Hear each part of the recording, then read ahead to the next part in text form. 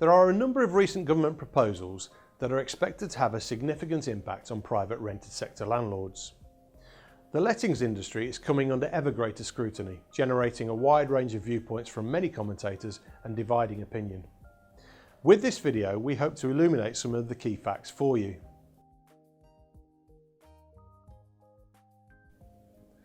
The Department for Communities and Local Government, known as DCLG for short, recently invited input from the PRS on new proposals that will make it harder for rogue landlords to operate.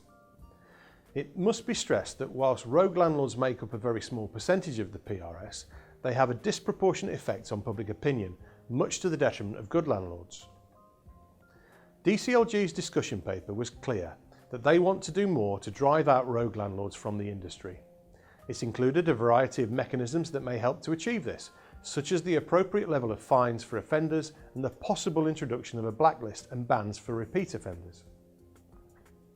It also explored the use of rent repayment orders, civil penalties and other ways to weed out the rogues, including fit and proper person tests. We're really pleased to see that DCLG is reaching out to the private rented sector to gain the views, insight and experiences of those operating within it. It was clear from the discussions and feedback we've had that many in the industry welcome such steps, providing they don't result in more red tape. We look forward to seeing the outcome of the consultation later this year.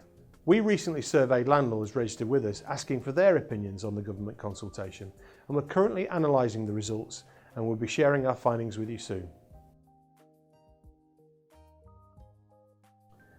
In his recent budget, the Chancellor announced a shake-up of the tax relief rules landlords can currently take advantage of. The capping of buy-to-let mortgage tax relief to the basic 20% tax rate has been particularly polarising, with many people suggesting that it will drive landlords out of the market and ultimately result in driving rents up. Others, however, have suggested that it harmonises landlord taxation with homeowners who can't claim tax relief on their mortgage repayments, making it fairer for all. Then there are some who claim that landlords should treat the renting of their property as a business rather than simply an investment and should therefore be taxed accordingly. Much of the discussion rests on whether landlords view buying a property to let as a way to generate immediate additional income, or whether they see it as a long-term investment in terms of house price appreciation over a longer time frame. Another area where tax relief changes have been proposed is for wear and tear of furniture and fittings. Currently, landlords can claim a wear and tear allowance of 10% of rent received, regardless of the level of costs incurred, meaning that some landlords gain relief where no expenditure has been made, whilst others spending above the 10% level are limited on the relief that they can claim.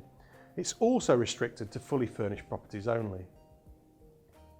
The new proposals will allow all residential landlords, with the exception of those providing furnished holiday lets, to claim a deduction for the capital cost of replacing furniture, furnishings, appliances and kitchenware provided for the tenant's use.